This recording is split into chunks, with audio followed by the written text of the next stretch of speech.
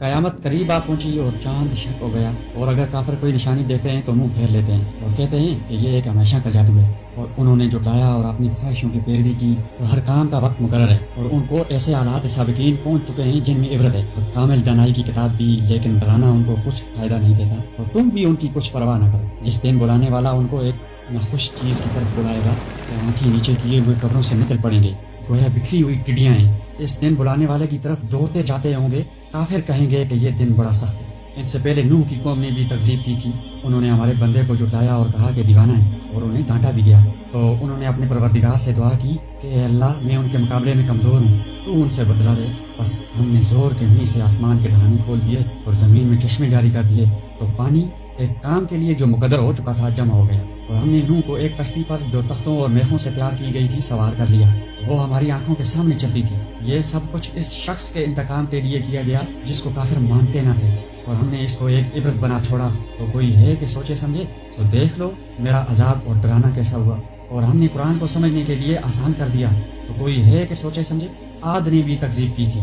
तो देख लो कि मेरा अजाब और डराना कैसा हुआ। हमने उन पर सख्त मनहूस दिन में आंधी चलाई।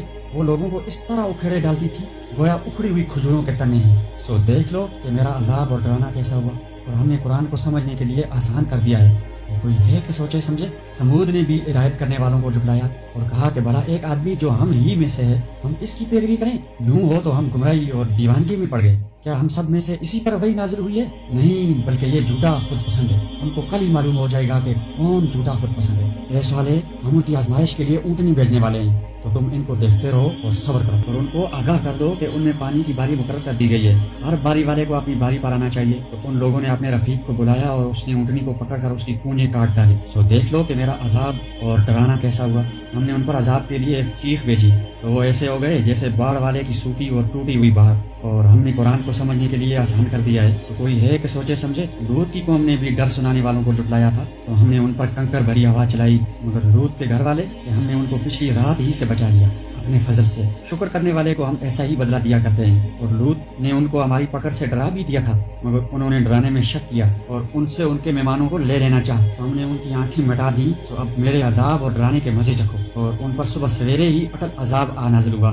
तो अब मेरे अजाब और डराने के मजे चखो। और हमने कुरान को समझने के लिए आसान कर दिया है। तो कोई है कि सोचे समझे? और कौम फिरौन के पास भी डराने वाले आए। उन्होंने हमारी तमाम निशानियों को जुटाया। तो हमने उनको इस तरह पकड़ लिया जिस तरह एक कवि और गालिब शख्स पकड़ लेता है। अहले अरब, क्या तुम्हारे काफिर इन लोगों से बेहतर हैं? क्या तुम्हारे लिए पहली किताबों में कोई फारिग खती लिख दी गई है? क्या ये लोग कहते हैं कि हमारी जमात बड़ी मजबूत है, अनकरीब ये जमात शिकस्त खाएगी तो ये लोग पीठ फेर कर बाहर जाएंगे। उनके वादे का वक्त तो क़यामत है, और क़यामत बड़ी सख्त और बहुत ही तल्ख है। बेशक गुनहगार लोग गुमराही और दीवानगी में मुब्तला हैं, और इस रोज मुंह के बल दोज़ख में घसीटे जाएंगे। अब आग का मजा चखो। हमने हर चीज अंदाजा मुकर्रर के साथ पैदा की है, और हमारा हुक्म तो आंख के झपकने की तरह एक बात होती है। और हम तुम्हारे हम नज़्मों को हिलाक कर चुके हैं। तो कोई है कि सोचे समझे? और जो कुछ उन्होंने किया उनके अमाल नामों में दर्ज है, यानी हर छोटा और बड़ा काम लिख दिया गया है। जो परहेजगार हैं वो बागों और नहरों में होंगे, यानी पाक मुकाम में, हर तरह की कुदरत रखने वाले बादशाह की बारगाह में। बड़ी शान बुलंद मर्तबा वाले अल्लाह ने सच फरमाया।